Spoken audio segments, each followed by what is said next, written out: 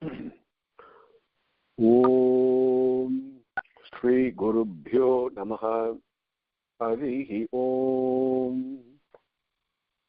Sumukascha Yekadantascha Kapilo Gajakarnakaha Lambodharascha Vikato Vignarajo Vinayakaha Dhumaketurganadhyakshaha Palachandro Gajananaha Vakratundaha Surpakarno Hirambaha Skandapurvajaha Sutvam Bharadaram Vishnum Sasivarnam Chaturbhujam Prasannavadanam Dhyayet Sarva Vignopasantaye Yasya Viradavaktradhya Parishadhya Parasatam Vignam Vighanti Satatam Vishvaksenam Tamasraye Gurur Brahma Gurur Vishnu Gurur Devo Maheswaraha Gurur Sakshat Param Brahma Tasmai Shri Gurave Namaha Sachidananda Rupaya Krishnaya Aklishtakarine Namo Vedanta Vedhyaya Gurave Buddhi Sakshine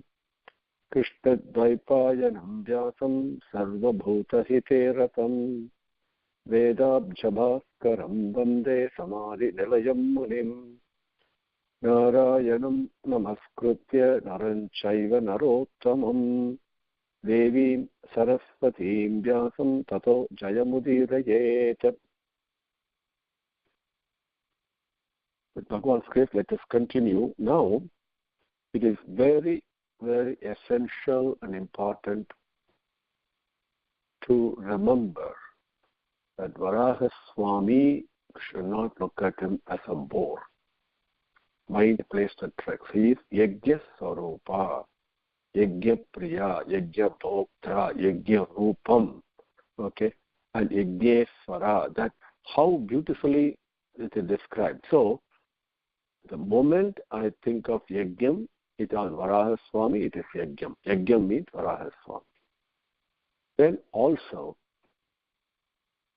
when Purusha Suttam says and explains to us what is happening in Prapancham is nothing but Yajnam. Yajnam is what is happening, not our life, not our living, not our achievements, not acquisition of wealth. These are all nothing. They are actually not even a pittance. What is really happening is sacrifice, Yajnam only. Everything is being offered into this huge Agni. Okay? So in order for us to picture, because we say Yajnam is always offered to Agni, so I'm using the word Agni. Agni is also Bhagavan only. So what does this mean? Everything comes out of him, sustained by him, and gets back to him. Back to him. There is no other place. And this doesn't take place in a sequential manner. Like, creation takes place today and nourishment and protection takes place tomorrow, and the day after tomorrow, the dissolution takes place. It is not like that. So that first misconception, if we have it, we must remove from our mind, because we are trained to think in linear form, in sequential form. No, there is nothing like that. It is all simultaneous. And physiologically, we know that cells are born, they grow, divide, and they disappear. So everything, the moment I am born, I am also dying. Very important. And what is the one that measuring and playing with me is time. Bhagavan in the form of time, is taking away my allotted span of life, isn't it? That is taking place continuously. It doesn't take place one day at a time. It doesn't take place 1 minute or 1 second at a time. It's a continuous process. So that is everything in this world is sarva ahuti. Everything is being offered. That is the yajnam sarva. Everything. There is nothing, no exception to it. Please reflect on this point. The whole prapancham is nothing but a form, an embodiment of a sacrifice. Mental thoughts, spiritual thoughts, emotional feelings, physical appearances, everything appears and disappears, appears and disappears. Okay? And that yajnam, that is what taking place. Nothing else is there. And that yajnam, in our language, to put it in a simple manner, simply means to give love and receive love. That's all it is. Even if I don't give love, I'm receiving love. Okay? I'm operating only in that sphere. There's nothing outside it. This yajna swarupam, which comes as Varaha Swami, what is its form? If you compare it to a sacrifice, into yajna, the moment we say Varaha Swami, we immediately picture a physical form of a boar. That is, our mind can picture that. Huge, yes. Occupying the whole space, yes. Carrying the earth on its tusk, yes. All those things we can picture. But that is only a physical form. Bhagavan avataram has come there to tell us, to indicate, teach us something else, which is the invisible but very much present sacrifice. Yajnam that is taking place has got a form also, even though it is formless. What is taking place? This is what now the Brahma and the Rishis, when they look at the Yajna Swarupa and shining in the effulgence of Yajnam, because only with Yajnam you get Tejas. Only that's a shining, the effulgence that come out of it is only from sacrifice, only it will come, only from selflessness. Only from selflessness it will come. So Bhagavan is shining there in all glory. The Brahma and the Rishis see him. He is there like a big rock, like a mountain, so tough. At the same time, with having killed Hiranyaksha, he's got blood splattered all over his neck and mouth and face and all that. How is he appearing? And immediately what the reaction is, they praise him, they worship him. This is what happens automatically when you see an avataram. You fold your hands and you do anjali. You do namaskaram, both mind and body, everything is submitted to him. That's the power of prema. So Brahma and the Rishis now starts their stuti. This is the Varaha Swami, the stuti to Varaha Swami.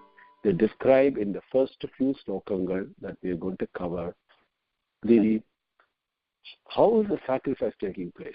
What is being offered? There are so many sacrificial rituals. The sacrifice in the Vedic period being performed in so many rituals. Satra Yagam is there, Agnihotram is there, Chaturhotram is there. So many Yagangal and Yajnangal were being done. Okay, so each one is a form of this Varaha Swami only. Is one angam, one part of his body. That's the way they worship him. And where did the Vedas come from? Where did the Chandas, Gayatri meters and everything come from? So you've got to think. Okay, so the Vedam is supreme. That's authority for us. But the authority for Vedas is Bhagavan. We should never forget that. Because the Vedam is one form of Bhagavan. And Bhagavan's breath is appearing as a Omkaram, coming and from there, from the Pranava Mantram came all the Vedas. So Bhagavan is the origin. That Swami is now appearing in a physical form of a Varaham, of a boar. So should not mistake that to be just a Varaham. Now, moment I say Rama, Krishna, you can say, avataram and all that, right? But same avataram can appear in any form it chooses. Any form. And this is important to understand, very important to understand. And that's why we're going to cover later with Swami's grace, Krishna Avataram and what happened in the Vrindavanam, in Gokulam.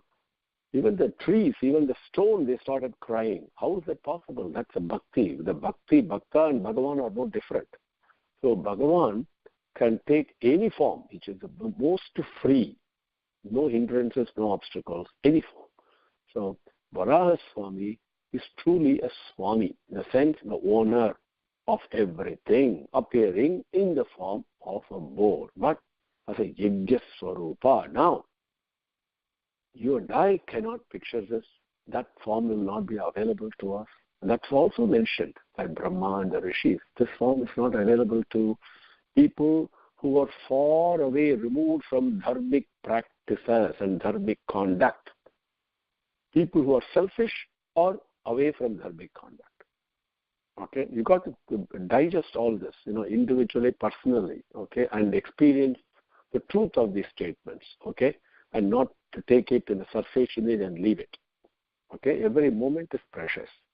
And so the people who are blessed to have this darshan, they've been blessed in a way that they also follow the dharmic conduct. So both are mentioned here.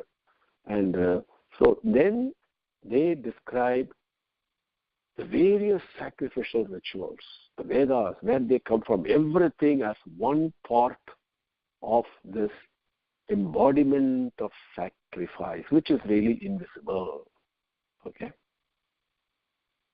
So when they talk about the eyes of the boar and the neck of the boar and the hair of the boar and all that, it's not a physical hair.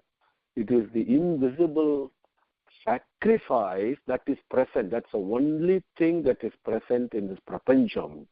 Is only thing. Is yajnam only, nothing else. Even time column also is subject to yajnam only, because that also has got a fixed lifespan. Brahma is subject to yajnam. You, me, everybody is subject to yajnam only, sacrifice only. And the food I take, I have to get it out. That is a sacrifice. So the more time you've taken to attend this session means you have given up something else. So everything only sacrifice. Please remember that. That yajna is present. Bhagavan is present as a yajna swarupam. Now they are going to describe it. Swami, you are the yajna swarupam. This is what the various rituals, everything is appearing as your form only. Now 33 we'll take up today. The Swami's great. We came up to 32 last time in Adhyayam 13, Skandam 3. The moment they saw Bhagavan there, carrying this Mother Earth, the Bhulokam on his white tusks, now he is appearing with blood splattered all over his neck and face and all that, Hiranyaksha's blood. It unbelievably appears. The one he came as a Svetavaraham. Now all of a sudden he appears with all these reddish thing like a big gigantic elephant that broke open a mountain with full of red earth and redness being scattered all over his body. That's how the description was in Slokam 32. Now all of a sudden Bhagavan looks bluish. Okay, how is it possible? Everything is possible. In what the reflection is, and really the reddishness mixed with the white or Bhagavan that appears as blue to them. And they say, Swami, immediately they do namaskaram. They hold their hands, cup their hands, and salutations. Brahma and the Rishis, they began to chant hymns of worship. This is why is life given? Okay? Life is given for only one purpose, to worship Bhagavan, to worship the Creator. Every action is a worship to Creator. Everything must be worship. Okay. Tasmai Devaya Havisha Videma is what the Vedam says repeatedly. Tasmai Devaya Havisha Videma. Other than you, who else can we worship? That's very crudely translated, that's what it is. It goes through the greatness and majesty, the glory of Bhagavan, and rik after rik, mantram after mantram. Every mantram it says, Tasmai Devaya Havisha Videma, Tasmai Devaya Havisha Videma. So all of us are just wasting our time, allotted time. We should be worshipping Bhagavan every second. So when the Rishis and the Brahma, they have this avataram in front of them, automatically they worship because they don't waste time. They are advanced. Bhagavan Bhakti, devotion is there. So automatically you worship. And they worship with the prayers coming from the heart, from the Hridayam. They sounded like Vedic hymns. So beautiful it was. And the Bhagavan appeared to them like a huge, gigantic elephant with the earth, Bhulokam, held on its white tusks. And against the white tusk holding the Bhulokam. Now the Bhulokam is bluish in color. Don't forget, right? And Mother Earth with all the ocean, waters and all that. We call the blue planet. Now scientifically we say, that is said even then. Bhagavan is Shvetavarahan with red splattered over his face and neck. And the blue Bhulokam held on his white tusks. The whole body appears blue. Why? Because Bhulokam reflects Bhagavan only. Remember, all of us is a reflection of Swami, of Bhagavan. So the Bhulokam is blue. And to us, Bhagavan appears as blue. The blue oceans, right? Number 33.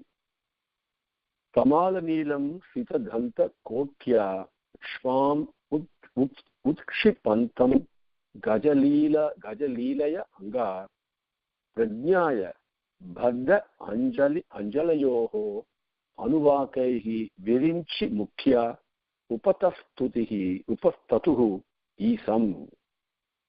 Kamala Neelam Sitadhanta Kotya Shvam Utshipantam Gajalilaya Anga Prajnaya Baddha Anjalayoho Anuvakaihi Virinchi Mukhya Upatastuhu Isam. The Anga, the Vidura says Maitreya Anga.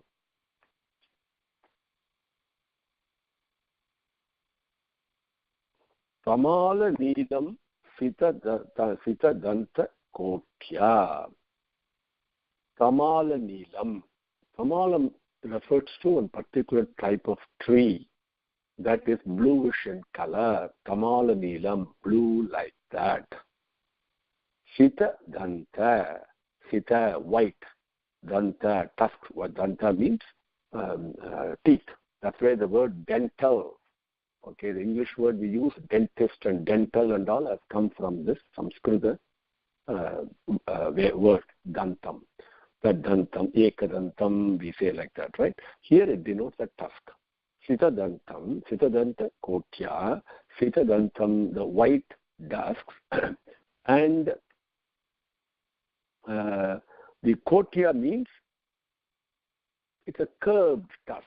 It is not a straight tusk, like a way a boar has. The tusk is curved at the end.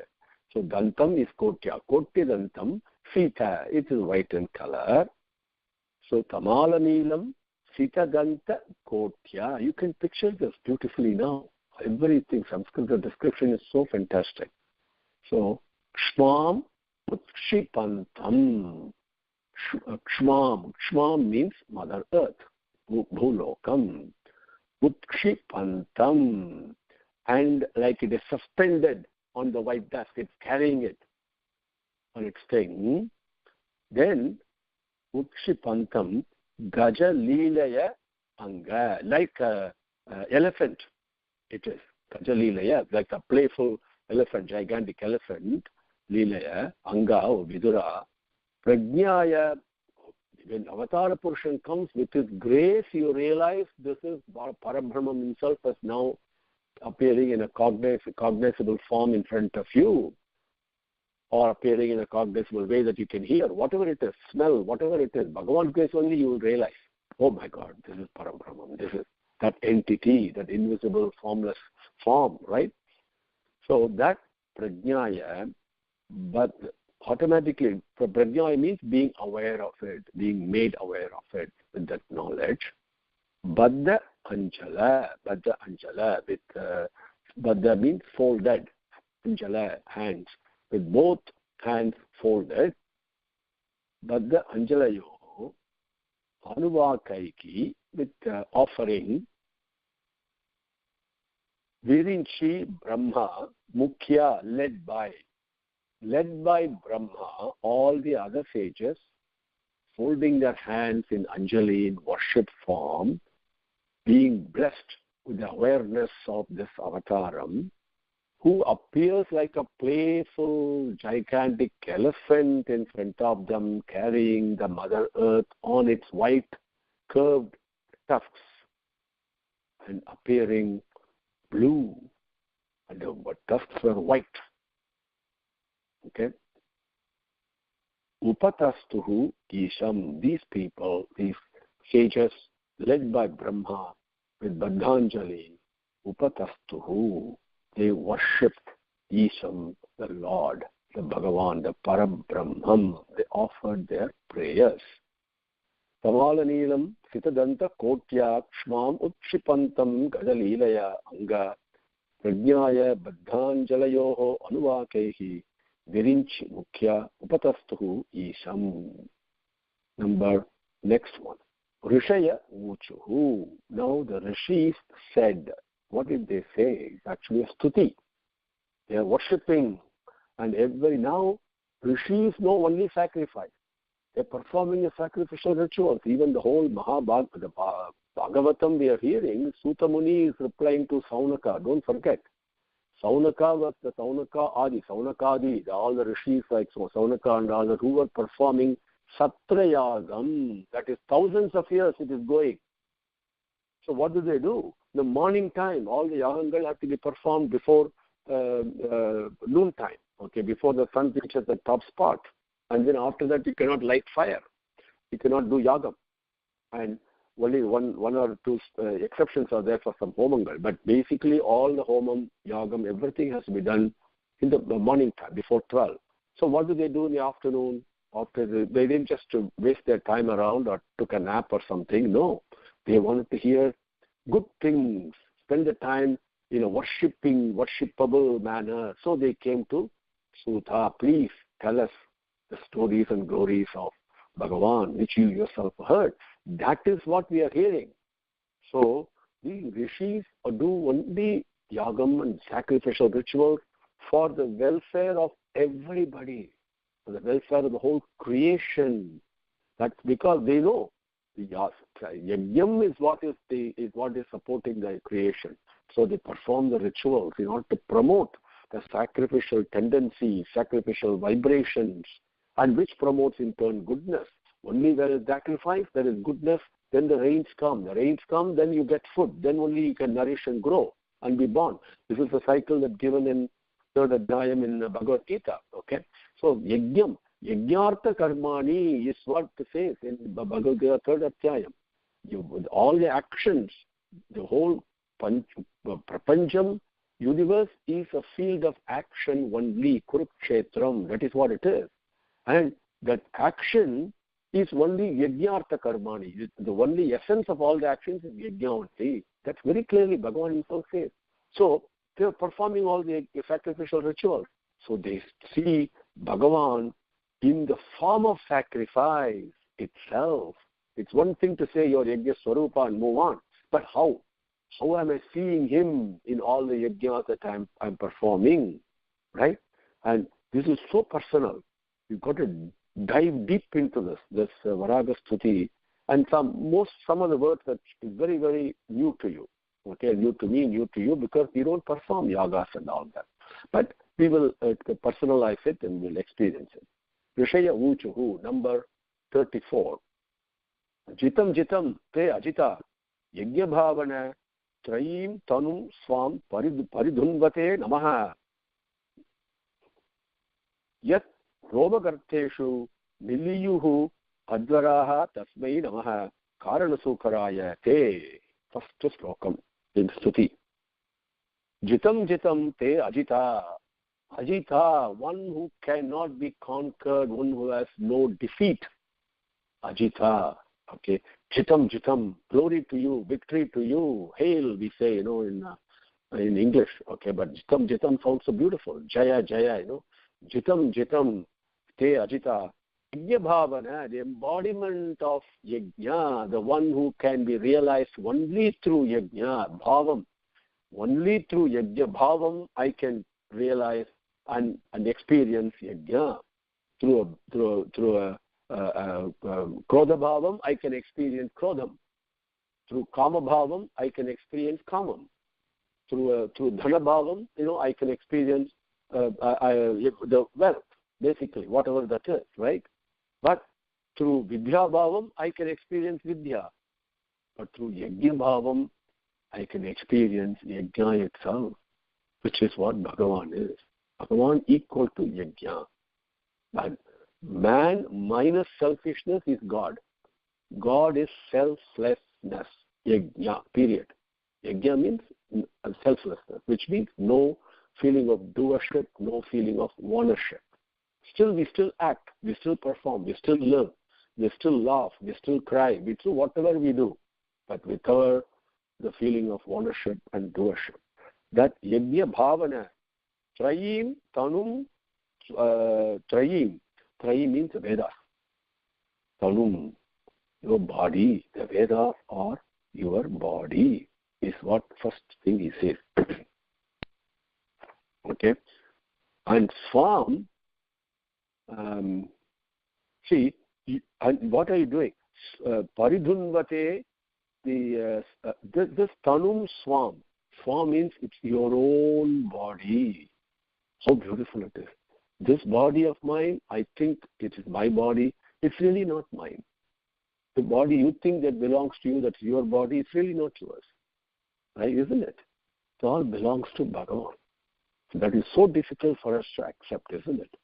Because we don't keep good company. If we keep the right type of company, this becomes a little bit stronger and stronger to believe and then finally execute.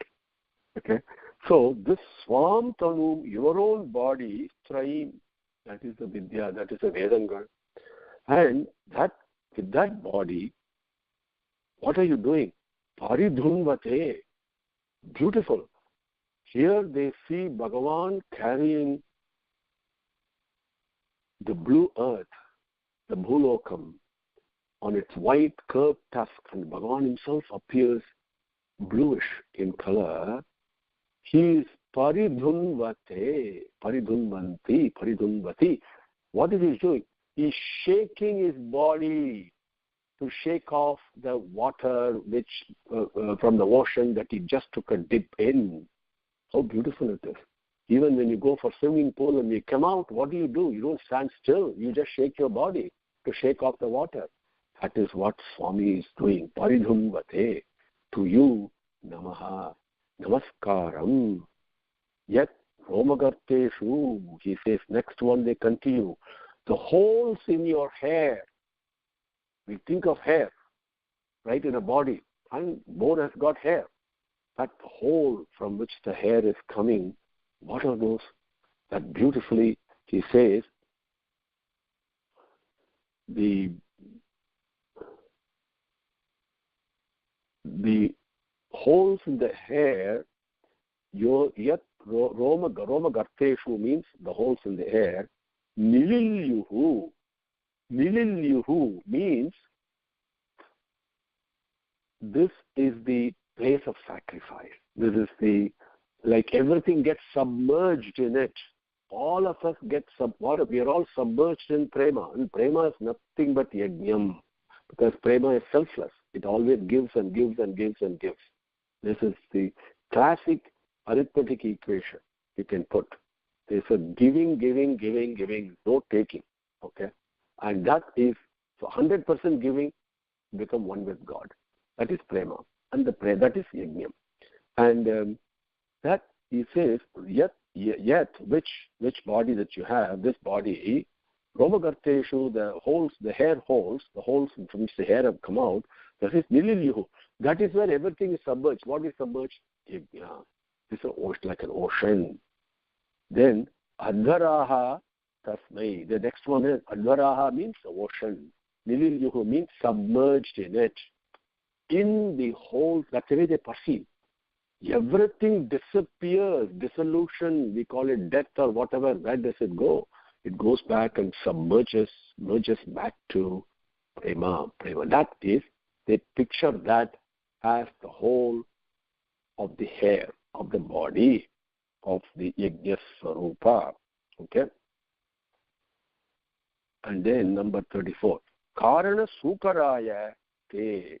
Karana sukaraya. You have assumed this form of a boar for a specific reason.